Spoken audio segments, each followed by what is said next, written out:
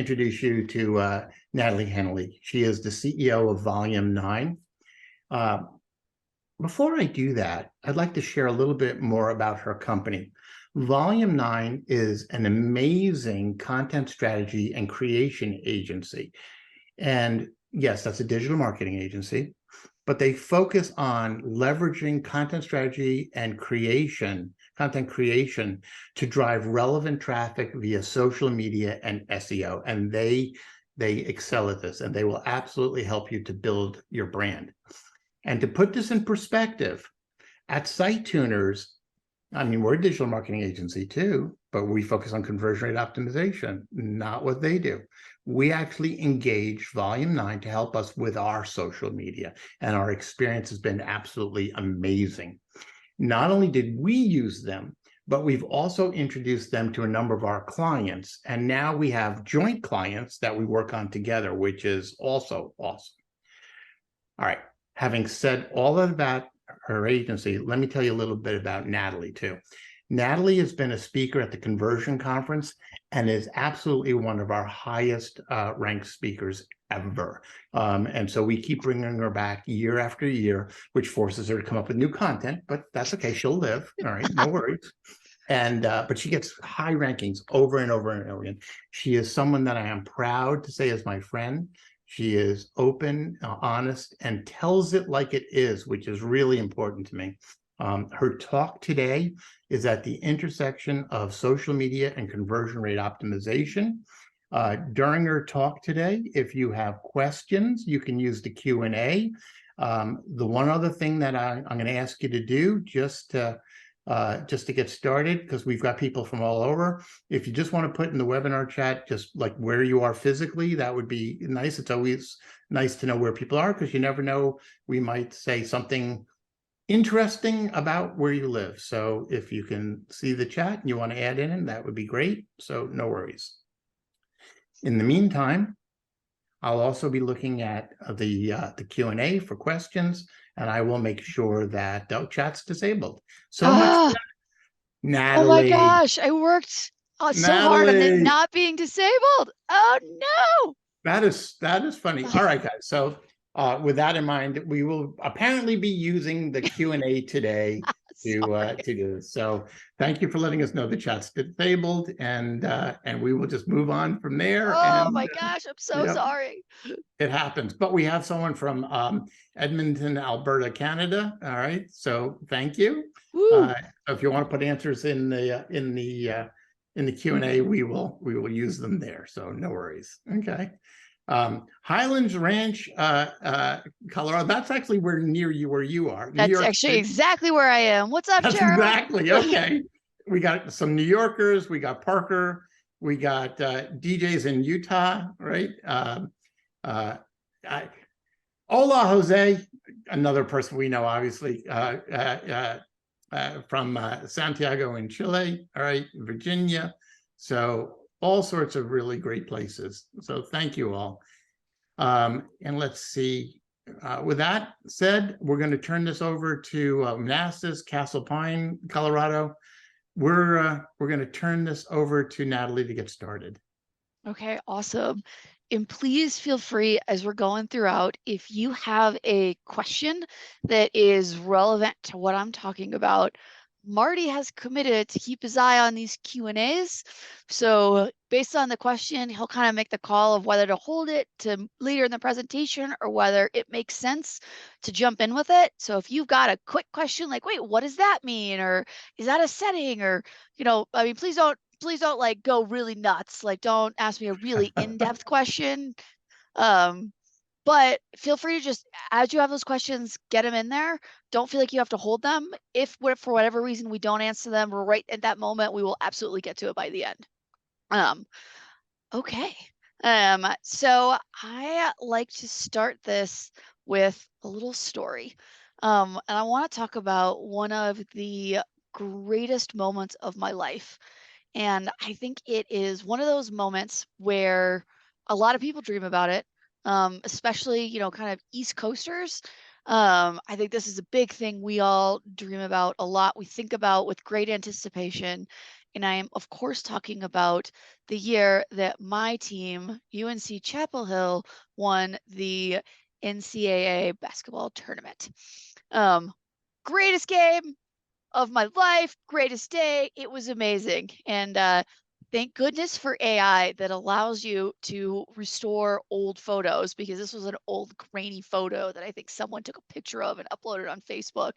It's the only thing we had of all of us just celebrating on Franklin Street. But it was a great season, and if you're from the East Coast, or went to a big powerhouse basketball school for college, you know how big of a deal basketball is. Um, Now, this might be a little bit of a shock to everybody, but I am, in fact, not a basketball player. Um, so I'm about 5'4". Sometimes I lie and say 5'5" because it makes me feel better. And I am super unathletic. But I got to know a whole lot about basketball at my tenure at UNC Chapel Hill because I played the piccolo. So here's another one of those restored photos of me in my band outfit with my piccolo and my piccolo friends at one of the championship best or one of the tournament games. I think this one was actually for the ACC, which was the Atlantic Coast Conference. So I wanted to start with a little fun analogy of explaining basketball from the perspective of a piccolo player now turned marketer. And if you're not an expert black basketball player, that's okay. I am going to try and break this down for you. If you are an expert basketball player or know a lot about sports, I am really sorry. This explanation is going to feel really rudimentary. And if you're wondering if my sports analogies are going to get any better from here, they're absolutely not. I'm terrible at them. So just, sorry in advance for that. So I want to explain our team. So we don't have all day to talk through the whole team. So I'm just going to key in on two major players. So this is the championship team in one of their huddles talking about the play. And in basketball, at any given time, you've got 5 players on the court. So this is 4 of them all standing around in a huddle. The first player I want to talk about is this guy. He plays a position called center. His name is Sean Mays. And you can see out of a group of big guys, he's a pretty big guy. And his job is to stand in the center of the court, pretty close to the basketball hoop. Um, and this is, first basketball tip. I've learned over the years of watching basketball, the closer you're standing to the basket, the better of a chance you have of getting the ball into the hoop. So Sean's job was to sort of live in and out of what they call the paint right by the basket. And the team would pass kind of balls into him and he would go up and get the ball in.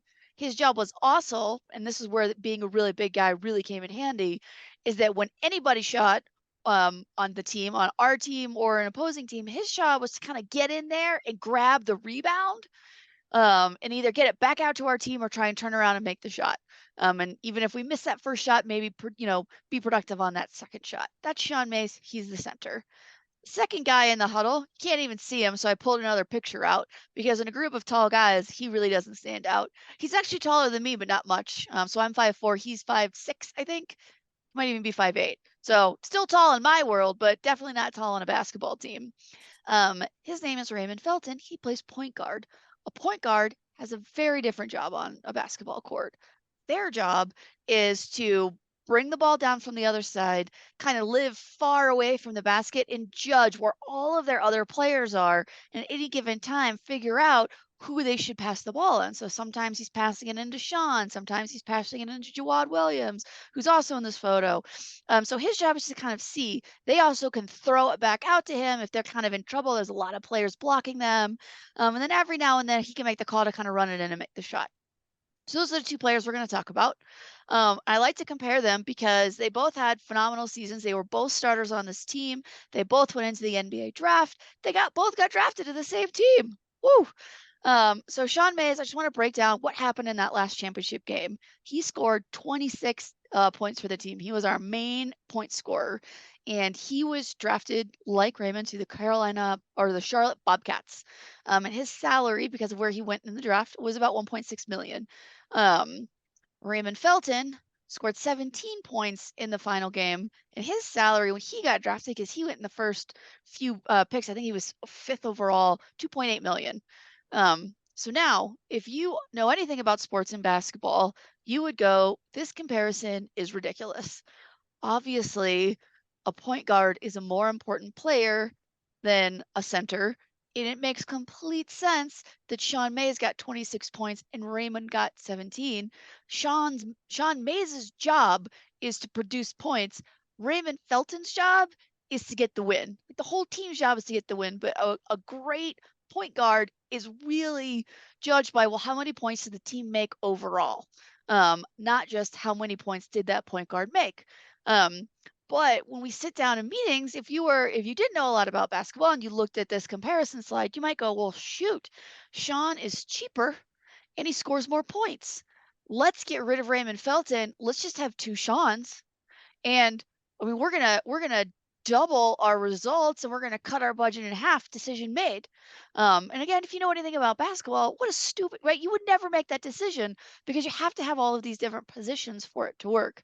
And yet, when we sit in a marketing room and we listen to someone like a director of marketing or a CMO or a board member trying to make marketing decisions, that is exactly how we look at our channel reports and start to decide what channels are the winners and the losers and what we're going to invest in and what we're going to pull back on. And I want to talk about that a little bit. So if you take a look at this, like this is a great example of a breakdown that someone might look at to make judgments on their channels. And this is what happens to social media all the time. We look at Google Ads and we go, man, we're spending 500,000 in Google Ads and it's making all this revenue for us. Heck yeah, this is our best channel ever. Look at this, social media, we're spending all this money, we're getting almost no revenue off of it in a last channel attribution report. Obviously social media is our worst channel, so let's pull back on our social media spend. Let's put more into ads, because obviously that's what we need to do as a brand to really succeed in marketing. So it's interesting, in basketball, you would never make a decision like this. And we know all these channels intrinsically work together. I think in marketing, we say this all the time. You know what I mean? It's a multi-step user journey. All the channels work together cohesively. And yet when we're evaluating channels, we don't evaluate them cohesively. We evaluate them on, well, did they make that score or not? Regardless of, well, did we tee it up to be in scoring position with a different channel? And I will submit to you today as we talk about this, when you evaluate social and its ability to drive conversions, you want to not only look at, well, okay, how did social itself convert, but also how well did it tee up your channels? Because you might be evaluating social media as the wrong kind of player on your overall marketing team. Um, and the big thing I want to note as we look at this, and why this is so difficult on marketing and so easy in basketball, is in basketball, we can see it. We see all of the passes happening. We understand what the players, and we can see in game after game what happens when you have a bad point guard, what happens when you have a good one, what happens when you have a strong center, which players are more pivotal. And you can learn very quickly game after game that a point guard is an extraordinarily important role, and that very few people evaluate that role based on that point guard's ability to score points. However, in marketing, it's amazing. When I started in this industry, the first time I logged into analytics, I think it measured 5 things. And those 5 things knocked our socks off. My background is PR, marketing communications, and before like digital started exploding, I worked at a giant PR firm. And I remember like we built a website and we were trying to figure out if the website had moved the needle on brand awareness. We had no idea. We had no way to measure it. And then, Google Analytics comes along. We're like, wow, we can measure, traffic. And and then we start getting Search Console. And we can measure impressions. We have all this stuff. And I think as marketers, we look at all this measurement. You go, wow, we're living in a sea of metrics. All of these metrics must point to what we need to invest in. We must have a full and complete picture now of metrics. But the truth of the matter is we don't. There are still a lot of metrics that we don't have as it relates to, well, what is the value of branding and branding exercises? And how does that ultimately lead to revenue or leads? But we know as marketers, we know branding's important. Lots of companies have invested a lot of money in saying, hey, let me research whether branding is important or not. I just have all these smattering of quotes. It's not that the rational brain doesn't want to make purchasing decisions, or it's hard to make purchasing decisions without emotion.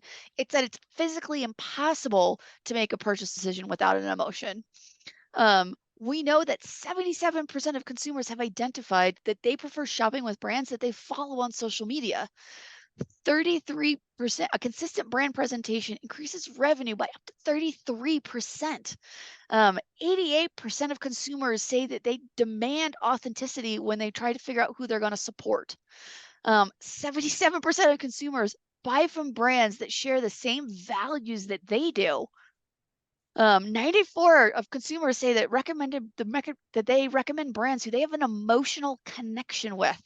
This stuff is all pointing to the value of building a brand, and it's teeing up why social media as a platform is so impactful, and how these consumers are saying that they prefer to get to know you, like you, and trust you online. And so when we hit these types of statistics, we know that intrinsically branding is important and that it can lead to revenue. But it's really hard with where analytics is today and the measurement tools that we have today to make a perfect correlation. So one of the things that I will submit to you as we talk through this is that you cannot measure every single tweet now X post, every Facebook post, every Instagram that's gone viral and point to it and go, boom, that over the course of the next 3 years drove this much revenue. So as we look at marketing and as we look at what we're doing, we want to measure the branding. We want to make sure that the branding is positive and that it's increasing. And we want to measure the revenue where we can.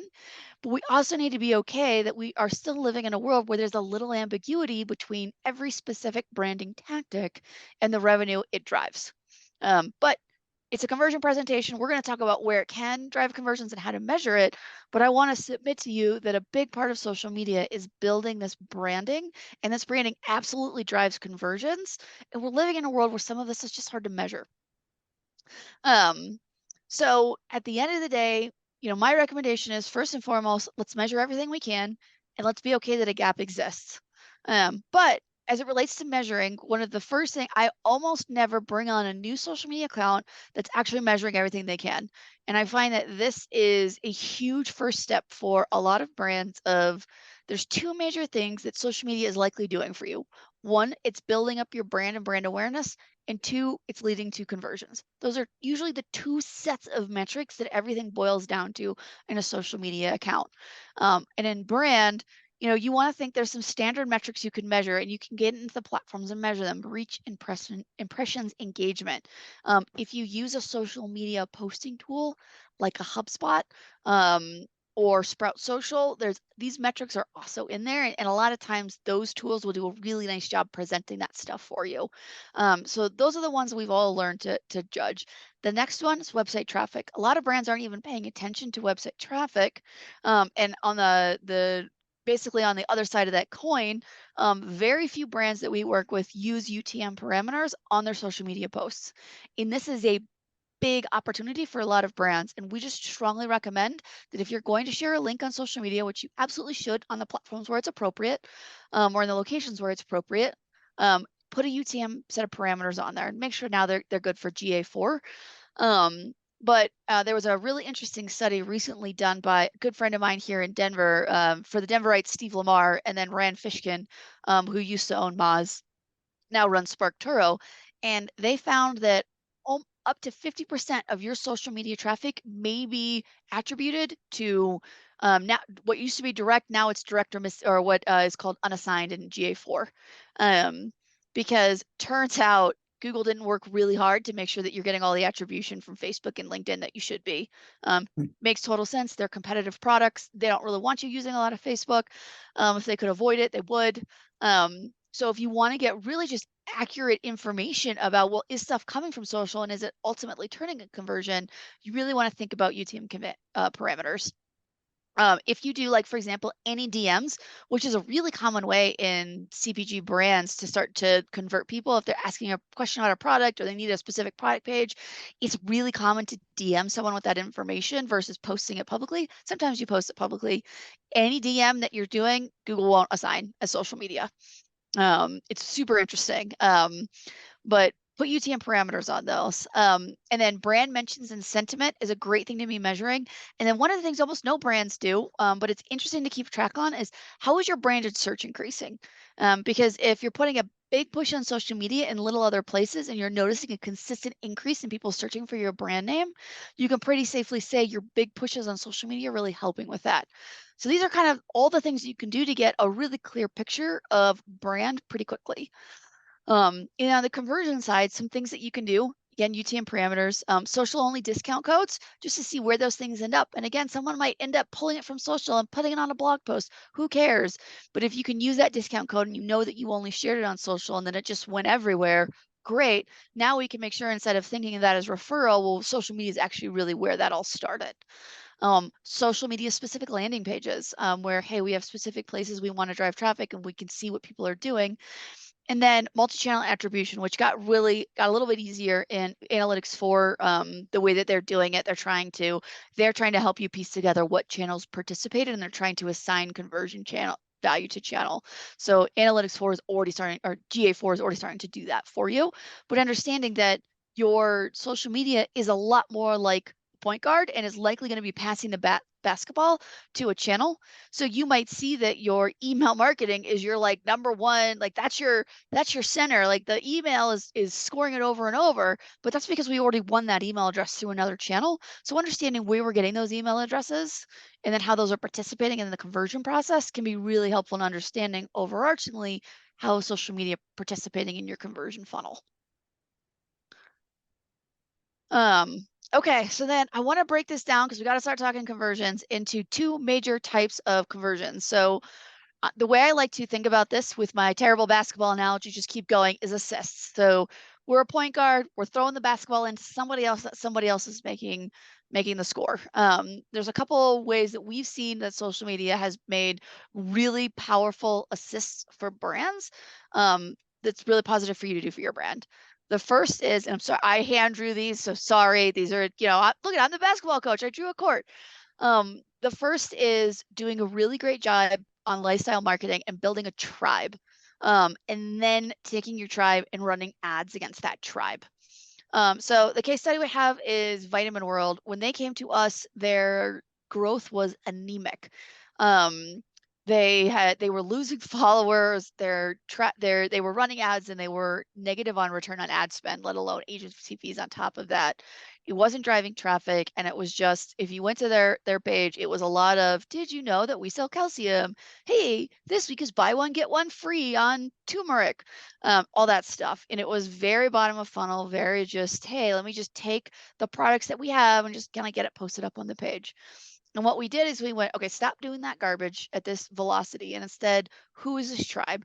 Who is a Vitamin World customer? What do we believe in? What do we care about? What is the tribe? We started doing more things like exercise tips and lifestyle, motivational quotes, lifestyle imagery, inspirational content, funny content.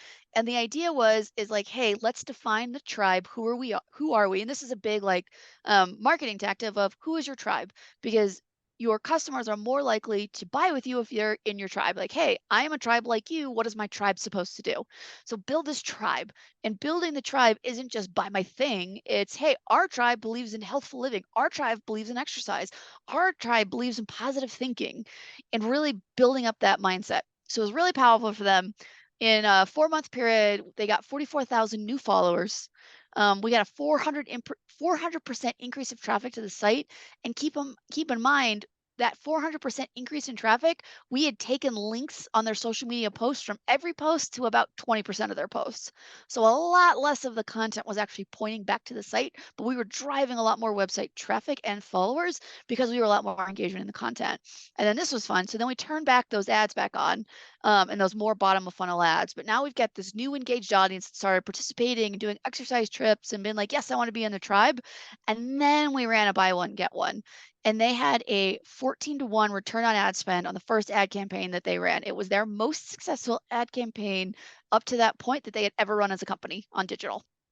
And it was all against this audience, and they did not have a dramatic change in the ads. They still ran the same kind of buy one, get one looking ads. So yeah. Oh, we had a question. I'm sorry. When you're ready, we have a question that's actually interesting to this. Okay, do it. Go for it. Right. Chris asked, was this all organic gain in followers, or did you guys pay to push the content? Obviously previous to the ads, but the other content. Great. So great question. We are a big believer in paying to boost. So this was all organic. So we did not use ads to gain these followers, but we absolutely, the adage that we like to say is, if it's worth posting, it's worth putting a few bucks behind. So we're always big fans of at least put $5 to $10 behind your post. If you're not proud enough of it to put $5 behind it, don't post it. So we usually have boosting budgets like that, but our boosting budgets usually aren't overly extreme. They're nothing compared to what like an ad campaign budget would be. Great question.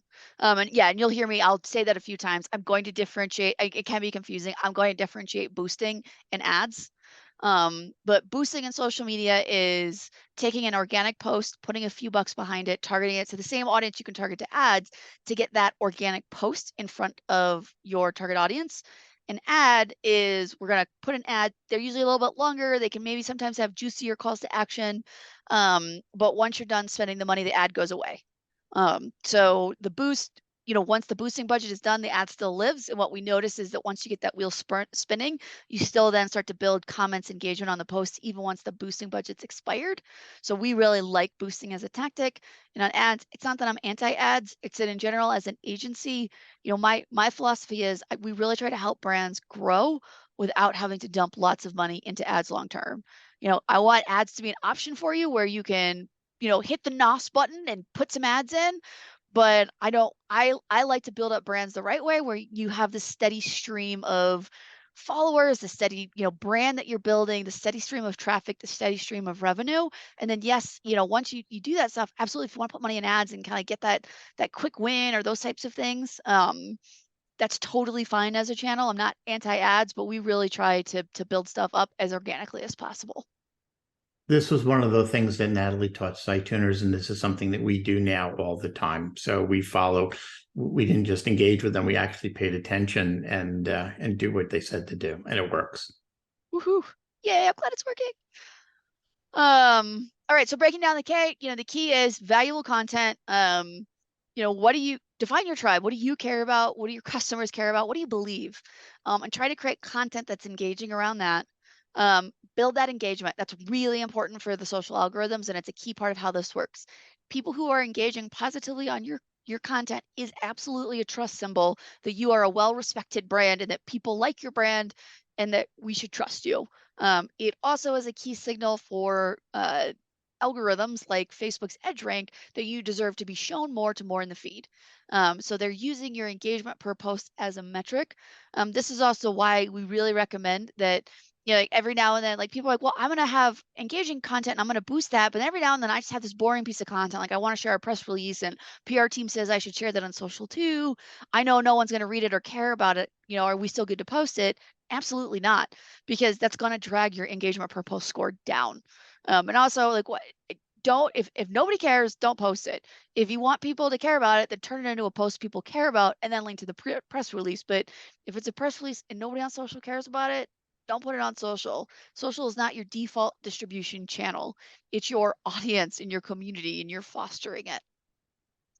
And then finally, once you do that, absolutely, you can advertise that product to your super engaged audience. All right, next breakdown is contest email marketing. All right, so this is a really fun one. And this is a really, if you're really just getting into like, you need like a quick win on social media, or like, how do I really do something where I have an obvious assist? A contest to get an email acquisition into a strong email list is a great one to play for social media. So we do this with a lot of clients. So I'm cherry picking one of the ones that just had one of the best results, and this was a fun contest that we did. NTB Tire. They gave away a nice prize. So I think we gave away like a set of tires. So it was a pretty nice prize. So that helps give a good prize. The 2,500 in promotional spend was all on boosting posts around the content. So we had a pretty healthy boosting budget for the contest, but that's all they spent. It was $2,500 plus the set of tires. They got over 10,000 email signups on the contest. And that equated to about 160,000 in revenue, because luckily they know their value per email signup. So, wildly successful, 1-2 punch of getting new emails into the list on pretty low spend per email. And we made that contest really, it was a really big, this is a big prize, easy to enter. So this one we had fun. We mocked up cars in different costumes, and they got to choose which one they thought won the costume contest. And the witch won, Wander the Witch. So again, this doesn't work if you don't have an interesting social media page. So you can't just post boring stuff and have a contest. But if you're starting to post valuable content, injecting a contest in can be a lot of fun. We do it every now and then on our stuff. We just give away, we have some really fun consumer products every now and then. We just do like a comment contest to win one of our, a prize for one of our consumer contacts. It's a nice way to say, hey, we're promoting one of our clients and you get a free thing. But it wouldn't work if we didn't have people who are interested. And again, design your contest, easy to enter, good giveaway. You know what I mean? Like people like stuff. And it's just nobody's gonna go make a TikTok reel for you and make a videos to get a notebook in the mail. So just think about the amount of effort you're asking people to put in to the outcome that you get, and remember the goal here is to get the email address. So we don't want to make them, the goal here isn't to get tons and tons of user generated content. If that's the goal, fine. But if the goal here is the email to drive the conversion, easy to enter, and then a really fun giveaway. And then your email program, obviously, then you're putting them into a powerful email program. It needs to be consistent with the tone. We can't have this really fun, cool brand in our contest and then get real stodgy in our email marketing. So we want to be really consistent. Marty talks about this a lot, of consistent downstream messaging. Don't be cool and fun and then be really lame in your emails. But then you can start to pull people in and get them in through your email program.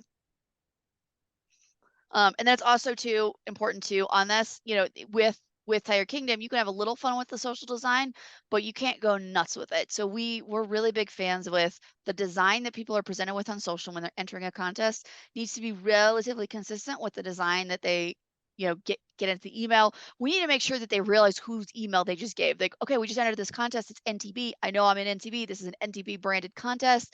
I see NTB branded creative as I'm entering it. Now I'm in an NTB email.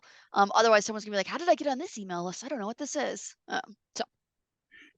Hey, Natalie, we had a couple questions, and Lou, you had a question, but I'll get back to yours a little later, I promise, buddy. But we were asked, are contents and giveaways in social posts effective for all industries, or should this not be tested for certain industries? And do you have any B2B examples? So I think that was all kind of. Yep. So Okay. these are totally relevant to B, and we're a great B2B example. But in general, so imagine social media is people to people. So absolutely, these are business to businesses. But people love getting free stuff in the mail. And free things. I will say in a business to business environment, I think the big thing you want to avoid. Like, we've tested lots of things, and like in SEO, one of the things people talk about is audits all the time. So we're like, well, let's give away a free audit. Nobody wants to enter a social media contest to get a free SEO audit. What they want is a t-shirt, or we have a client who does gift baskets. So we gave away like their cozy on the couch gift basket, had a blanket and a candle and some candy. We get so many people commenting and entering on that. So that's the big thing is you want to think your giveaway shouldn't be an entree into your sales process. If someone feels like you're doing a fake contest to just get into your sales process, they don't want to enter. But absolutely B2B customers like stuff. And you want to think of what's appropriate for your audience, right? If you're targeting, like, I have an example in here of a manufacturer. If you're targeting other manufacturers, like they want NFL stuff, or they want heavy duty mugs that they can have their coffee in when they're going out on the job. If you're targeting creatives, they might want like a drawing journal, or so you want to think a little bit about your audience. And then I just, what everybody likes, when in doubt, everybody likes some sort of a movie kit. Everybody watches movies. So Natalie, what you said there, just so I think people might not have caught that, you do this for yourself, and obviously your audience is B2B, all right? And so Yes. you're running contests for yourself, And it and they works great. work, and you wouldn't do it if it didn't work, right? That's exactly it. And remember, you're focused on the email address. So you want your giveaway you want to target so you're using boosting to target your contest towards your target audience. And then you want your giveaway to just be something people are excited to have, but you don't want them to think you're tricking them into your sales process. You want to think, okay, you give me your email address, you have a chance to win a fuzzy blanket. And then they get into your email program, and then you start working them through your email program, which should have a much higher conversion rate, across your channels. But the goal here is to get the email address of relevant target audience members and get the awareness going, not to go for the kill in the contest. That's why you have to be careful in B2B to just not give away something that feels like, oh, it's a free audit. Oh, it's a free consult with our sales team. Like you're not going to get contest entries that way. So, and I don't mean to interrupt. I love this next question. Again, in the health industry for like weight loss surgery, what would be a good example of a contest or a giveaway? Because I looked at that one, I have no idea what you would give away to people in that. So, Fuzzy blanket. Okay, so first of all, everybody, I have yet to find like a kit that includes a fuzzy blanket, but like that cozy on the couch kit thing that we gave away. But you think, okay, weight loss surgery, we're recovering from surgery. It might be nice to have some comfort items at home. A candle, a blanket, that kind of thing. But everybody likes fuzzy blankets. So there's probably things that like you think people in your lifestyle, you know what I mean, that aren't super on the nose. You probably don't want to have like exercise stuff that probably wouldn't feel appropriate. You probably don't want to give away like something medical. So you just want to think, well, what's a fun comfort item? And think about who's my audience. Hey, they want to feel better. They want to be happy. You know what I mean? And really kind of go with like, well, who, like how do people feel once they go out? And what are they trying to aspire their lifestyle to be like? How can I augment that lifestyle? They want to be happy. They want to be comfy. They want to, feel like they're having a great day. They want to feel active, whatever. And start thinking about the parameters of who is our audience, and then what's a gift that someone in our tribe would like. And it does. And in fact, it's better. Please don't send swag. Like I know it goes right to like, let's send a swag box. Don't do that. I mean, you could, but you're not gonna get many people entering a contest to get a bunch of swag. Okay, I'm gonna keep going here because we gotta land this plane here. Okay, so then just really quick, this is a really interesting one. Mostly I have this one in here because I'm so tired of people saying, well, followers is a vanity metric. I don't believe that. I believe it can be a vanity metric, but if someone's like lasered in on, well, we have 50,000 followers and our competitors got 52, okay, we're getting too intense here. Nobody's comparing it quite like that. But the followers you have on your page is absolutely a trust symbol that you're a legit brand. And then also, if you're in CPG, your engaged followers and the growth of your followers is a major factor in other relationships and partnerships. So if you're thinking about at some point selling your business, if you're thinking about negotiating in-store deals and retail contracts, our client, Charlie Soap, when they got their Whole Foods contract, the main thing that Whole Foods wanted to know is, do you have a steady and increasing followership on social media? And it makes sense. Whole Foods is looking for more people who buy natural, that have a niche audience that maybe wouldn't be shopping at Whole Foods, that they can capture and drive into Whole Foods. That's what they want with new products that they list in that store. And that contract has been hugely valuable for Charlie Soap. And if you look at a channel report, you would go, wow, Whole Foods is the big winner. It's the Sean Mays. How do we get the Whole Foods contract? One of the main things they looked at when they were trying to determine if they were going to pick up Charlie Soap was, do you have a social following? Is it growing? Are they engaged? Swear to God, those were all metrics, and those were the main metrics they looked at. I was like, okay, this is obviously a core audience and a niche audience that we want to have. And that's just a copy of just some fun. We have some fun, engaging content we do with them. They're a fun brand. We do a lot of fun stuff with them. But that's what Whole Foods wanted to see. So that's, again, that breakdown is very similar. Valuable always starts with this valuable content, build our tribe, and then a lot of variety of content and having fun with things. And I would totally recommend, if you want to just see a fun feed, go check out Charlie Soap feed. And then you can find that consistent follower growth and engagement is absolutely a business asset you can leverage in partnerships, relationships. Even if you want to have a partnership with an influencer, another partnership with another brand, and co-share things on social media, the fact that you've got a high amount of followers and it's continuing to grow and your people are engaged is a really important business asset. Okay, so then also to get to the good stuff, because I know a lot of people are curious about half court shots. I'm gonna speed up a little bit to make sure I get through this, because like Marty, I came with too many slides to my webinars. So this is a fun one. So general kinematics manufacturer. So people say you cannot drive leads off of social media, and I say they're absolutely wrong. But I don't do social media just to drive leads. If that's the only reason, please don't do that. But General Kinematics, we had a lot of fun engaging content with them, industry news, thought leadership, in action video content. Um, and we had a great, so we had a new product launch announcement. We drove three sales. So their average sales cycle is something like 6 to 12 months. We drove 3 sales on a new product within the first 60 days. We also drove leads for them via DMS, which makes sense. Their manufacturer guys are on their mobile. They're just trying to contact you real quick. They don't want to go through a bunch of contact forms, so they like DMing on Facebook. So if you're in manufacturer or business to business and you've got an audience that isn't on the desktop a lot and they're on their mobiles, just be thinking that they're as likely to DM you as they are to go through your whole miserable contact form process, which hopefully your contact form process isn't miserable, but know that a lot of people like to skip the line and just DM you and ask you a question or figure things out. So very successful for them. When we had a lot of success with them in digital marketing overall, driving leads. The next is Danbury Mint. So this is a fun one. I'm going to walk through this a little bit more in a bit of how to do this. But so Danbury Mint has a pretty, they're a pretty established brand. They, their e-commerce site, they got a lot of just really awesome followers.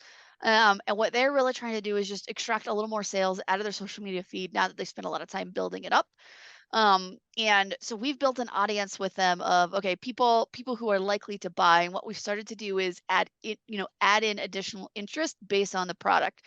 So with just making that little tweak of, okay, we've kind of got this great audience already built out for Danbury Mint. Let's make a special one tailored to a specific product and add in just a few more interests. And this one, for example, we added in a set of military interests. We got 41 sales the first week this was boosted, and our boosting budget was something like $50 a post. So when you do that, what happens is people see this content and it doesn't feel like an ad to them. It might say promoted, but it feels a lot more like, oh, this is something that's going big and this is cool. But just getting it, making sure you take the time to get this into the right audience, can really help you extract sales from social. And then Woka is another client of ours. So I had one B2B, two B2C examples. These guys sell wood care finishing products. And again, we're just informational, high quality content. And then we put a box around potential new customers. And this is one of the things where it's like you do this and sometimes it just sings. So you can't assume that every post is always going to do this. But we had a single pin that drove 340 product sales from this one pin. And it was an informational post on how to prevent and remove scratches. And guess what product does the best job of helping you that in addition to the other tips that they provide?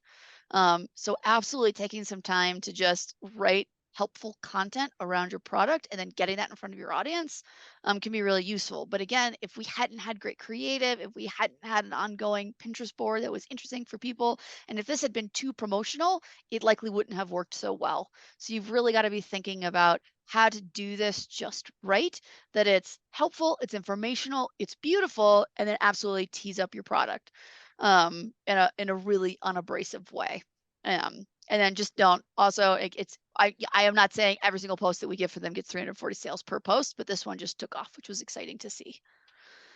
So the big thing is on your boosting strategy, here's the big deal is, first of all, don't just there's a big boost button on your social media. Don't touch that button.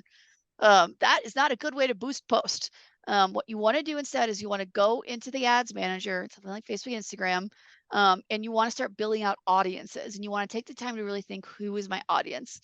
And what we really like to do is always have two types of audiences at a minimum: a top of funnel awareness audience that's got the attributes of our tribe, but maybe hasn't heard of us or hasn't been to our site before. And that's the audience that's going to get more of our engagement content, videos, crossword puzzles, this or that questions. And then we create secondary audiences based on someone who's engaged with the content. Maybe they watched a video, they visited the website, maybe they visited specific pages on the website, and we create these secondary audiences.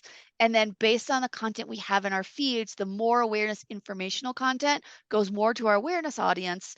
And then our stuff that's starting to move you down to middle bottom of funnel, that's going to that secondary audience. That's how you're constantly feeding the funnel, but also making sure that you're hedging your bet that when you're having a more promotional post, that person's more likely to take action.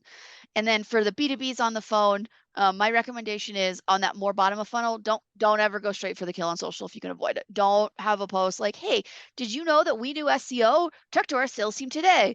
I just very rarely see something like that successful. What you want to think of as bottom of funnel in lead gen is email acquisition. So bottom of funnel for you might be, hey, come to the website and download a white paper. You want to think that's more bottom of funnel for you on social media.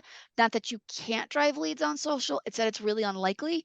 But if you start driving people to something like a white paper download and you're getting that email for you or your sales team, that in a lot of situations, that's really positive in terms of turning that into a lead that then hopefully turns into a deal.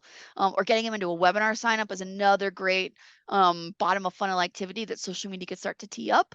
And then from that webinar, start to, maybe build up some rapport and see if people are interested in reaching out, those types of things. But I would strongly recommend in B2B services, especially more complex ones, um, audiences generally do not like to be oversold to on social media. It's almost like don't just go for the half court shot. I know it's tempting. It's there. It feels like we should do it, but like it's just a lot less likely to make a half court shot. Just pass it into the team. Pass it into Sean Mays. All right, so then I promised to also talk about AI along with this. I'm going to break this down really quickly just as a how-to because I find this is really helpful. I'm going to have some templates for you too, so I won't go too in depth. So this is my big thing for you is I have a gift at v9digital.com/templates. I've got walkthroughs I got a cheat sheet for social media prompts. I've got a guide on how to structure prompts. I also have, basically what I do is every time I promise a template, I just toss it on this page. So if I've promised a template in some other speaking event, it's on that page too. So if you've been to one of our SEO webinars, there's SEO templates on there, etc. So feel free to go make our templates your templates. These are the templates that we're using as an agency and we're tweaking them. So I hope they're helpful. So there's a whole breakdown on how to do this. If you're after this, you're like rolling up your sleeves and you're going to try and do this. So when you think about prompting, I'm not going to go too in depth here. Hopefully we've all logged into a tool like ChatGPT so far. I keep saying GPT, but it sounds like I'm saying a B, so I'm trying to slow down my pronunciation. But when you think about your prompts, you want to think clear structure of prompts. So when and this is no different than when you're creating social media content.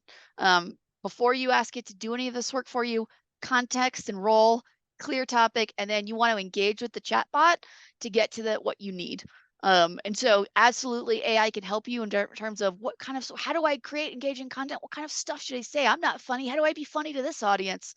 So AI can be really helpful in figuring all this stuff out, but you want to make sure that you're going back and forth and that you're not just, one prompt in, one prompt out. That's my Instagram post because it's going to come across as inauthentic. So this is just a breakdown of how to do that. So a little bit of context, clear topic. So I just was like, I want to write an Instagram post about this topic. And then I just kind of went back and through to get it to a great post and some instructions. I will send these slides out after. I have a link to this whole chat and how this played out so you can just see the full back and forth of how we got to it and see what it would do. But you want to think of always have the context first. My recommendation is write up context about your brand, who you are, what tone you like, who you're targeting. Sometimes we'll even put in, if we have like an example Instagram post that we really feel like exemplifies our brand tone, we'll feed that in there. And then I save it. And I always use that as my context for the chatbot before I start asking it. So before I use ChatGPT, I'll put that in first. And then I'll say stuff like don't respond yet, because you'll find that it does better in short spurts. When you try to put too much in at once, it starts to get really confused. So going bit by bit really helps get it to where you want it to go. So saying things like don't respond yet, or do you understand, or do you have any questions can be really helpful too, to make sure you're getting it the context it needs before you ask it to do stuff. So anyways, this is kind of, as you're thinking about prompts for marketing creative, this is how you would break it down. I have a link to this chat so you could just see how this one played out. So our approach, first of all, valuable content. AI is super helpful in coming up with ideas for this. Tips and tricks, contests. Everyone's like, what's a contest? Absolutely. We do a lot of ideas for contests through the tool, games and activities, thought leadership. I have prompts in that template of how to do this stuff. And not just, well, what's a tip, but it can actually give you the tip and it can give you visual ideas of how do you display this tip, and things like that, which is really fun. So I find that AI can do a great job if you can start to understand your tribe and who you're talking to of giving you content, with the key that you need to be able to double check that it's a legit tip. So if you're asking it for, if you're in a B2B and you ask for a tip on troubleshooting a cybersecurity attack and they give a tip, glance at her and make sure that it's not a terrible tip. And then high quality creative is another big piece of this. And you'll see this with the examples that we're giving. Everything's branded, everything's clean, everything is easy to read and is up to date with social media standards. My note is that we have not yet seen AI do the best with this. Yes, it's fun to play around with, and yes, you can get some cool pictures out of it and share it and be like, "Oh, I found this. I made this cool picture." But in terms of creating the stuff that's really branded, unique, clear who your brand is, it's not doing the best with that yet. But it's AI, so as we're doing this, probably there's some tools out that's doing it. But we really like Canva and Adobe, but I have Canva highlighted here because I think Canva does some great jobs with, they have text to AI generation, and it's a great tool overall of establishing brand standards and anything that you generate in AI, getting it into your brand standards in terms of look and feel. And then engaging content matters. AI can help with this as well. Just different things, ideas, push for specifics and options. And again, it's just if you're struggling with, well, how do I do this? AI can give you a lot of creative juice of how to get engagement flowing on your page. And then if you're not sure who your audience is or what they care about, you'll find that AI can give you some great idea too. But you want to think the copy and the tone of your content matters, and AI can help you really think, well, what is my tone for my people? So this is a great example from Bedhead. They're targeting a younger millennial. And we had a lot of success with them and really honing in on how their audience talked and how they wanted to be spoken to. And it was wildly successful, and AI can really help you grab onto this if you're not quite sure how to do this. Okay. Sorry for the speed there. I just wanted to make sure we got here and we had at least a minute for questions. And I'm so sorry. I know Marty says he always ends his webinars a little early. I did a terrible job of doing that.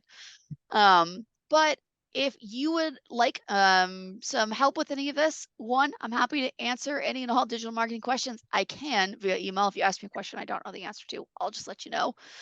Happy to have a casual conversation about your digital marketing program. Happy to send a scheduling link over. My email address is right here, and I'm always happy to connect on LinkedIn. My LinkedIn profile is here. We will also send these links and these slides out afterwards so that you'll have them. But happy to do any of those things. If you'd like me to take a look at your social with you, or you want to talk about this more in depth, or you have a question about AI and Instagram, whatever, send it my way. Happy to help. So thank you, Natalie. We have a couple of questions if we still have a minute or two, if you don't mind. I do not mind. Okay, so this first question, I promised Lou, who is still with us, that we would answer it, although I think you kind of answered the question already, but it says, do you believe in adding customer audience to Meta to get more out of the optimizer? So you kind of answered that, but you didn't make it specific to Meta. Yes. So the answer is yes, I do. Okay. I could go more in depth in that, or we could talk offline too. But yes, I think getting your insights into Meta is really powerful. And I really like building audiences for spots in the funnel, because a lot of your content that you're in, when we think about your social media content's also coming for spots in the funnel. So if you can kind of think, I want audiences around my funnel position, and then we don't want to hit a brand new first person come to our first time they see our brand on social media, the first post they see is a buy now. Not a great, way to build awareness of the brand. So you want to think if you can kind of match that part in the funnel with those audiences. So as you get further and further down, customer information, retargeting lists, and then also building out, if you got a really big site, retargeting lists based on sections of the site. And then also a really big one that we've had a lot of success with is video views. So what we'll do is we'll create a video that is like, we had a client who did, they're like steak in the mail, meat in the mail. It was one of those like meat steak guys. buy-in steaks, you buy in frozen. So the first thing we did is we had a video about it was like grilling recipes, and it was like some fun grilling recipes. We targeted it towards grilling enthusiasts. If somebody took the time to watch at least half the video, they went into a secondary audience where we then gave them more of a bottom of funnel promotion, where we were like, hey, we're running a 50% off, or it's a buy one get one steak free. And that was super successful for them. And then we repeated that again at Thanksgiving, and it was also extremely successful. So that idea of really cool informational content to build that initial awareness, you can pretty quickly start getting them to more of your downstream messaging in that secondary audience. So we've got a couple of things. Yes, the prompt guide would be awesome. All right. So DJ wanted to let you know that you are the best. Okay. No, So, you're the best, DJ. No, so you are. okay. And Lou, thank you for your answer right now. So that's all good too. Jose asked, defining a tribe for it's key for marketing, but it's kind of basic. So what's your take on the issue with the clients? Do they already have personas? Were they careless? And what happens when you recommend exploring, some of these, what he calls basics again? And I'm just going to jump in here. Jose, just as like conversion rate optimization, you and I have talked about this in the past. Just because, it seems like the fundamentals, 99% of the clients that we talk to just don't do it right. Okay. It's god awful. Some of the people you brought us to us, we've had this discussion, and I'm answering for you, Natalie, but it's got to be similar. It's got to be. It does. So here's what I would say is that I think personas is where this actually all starts to go wrong, because, and first of all, when a buyer persona gets made, we're really focused on the moment that that buyer is ready to buy. So the persona is not based on, well, what is this person up against? What are their daily struggles? Marty always talks about people are selfish, right? Like they're going to talk to your business for 20 seconds today, or think about it for 20 seconds, and they have all this other stuff on their mind. And I think what happens on buyer personas is we're just so focused in that moment of, okay, this is the problem that our tool solves. This is the thing. And so our social media strategy becomes a amplification of that buyer persona in those very specific moments. So if we go back to the buyer persona and go, well, let's just have a more holistic understanding of this person, right? So you think of a director of marketing when they want to buy SEO. Yeah, they probably have a problem, right? Oh, maybe their website's tanking. So yeah, I could talk about that. But you know what a director of marketing is also trying to do? They're just trying to stay on top of all the trends, because everything's changing all the time. And someone's going to ask them about it, and they just want to know what it is. You know what else they care about? Work-life balance, because they got too much on their list right now. And you know what also they care about? They care about motivation, because sometimes, and dark humor, because you got to have a little bit of that in marketing, right? And so there's all this other stuff that they resonate with that makes them feel like, okay, they understand me. They're a marketer like me, or they're a, IT professional like me. They're a manufacturer like me. And that's what you're doing in that tribe, is you're going, I understand your life, what you're up against, the kind of content you're interested in. And you always want to think, build a social media channel of value, something that if somebody comes back tomorrow and they're in your target audience, did you add value to their lives that they saw your post? And if you can kind of have that more as your guiding post, then did we do a good job making sure that they know that we sell XYZ? You're going to find that not only does that build the engagement and the trust, but that actually, like Vitamin World, it actually will start building the traffic to the site a lot more. It'll start building the conversions, because somebody goes, this is a brand that understands me. This is my tribe. So that's the big thing, is go back to those buyer personas, see if they're just a little too focused on the buying moments, see if we can broaden them out a little bit. And then talk about, like, who are we? What do we believe as an organization? And that stuff too. I mean, honestly, it should be popping up in other places on the website and other places in the marketing too. So there's a lot of cool ways that can show up. But I find that if we kind of go that way and just, you always keep it focused on the user, that a lot of times helps in those conversations. Yeah. So basically what we teach in conversion, focus on the visitor, focus on the tribe. Don't focus on what it is you're trying to get out of it. Right. Don't do the whole me thing. Make it all about them. All right. We have one last question. A little more detail on what templates are available on the Volume 9 website. Yeah. Yes. So they are going to be, I can actually pull up this link here. Let me just go through my sign up process. So if you want to go get these templates, so this is the landing page.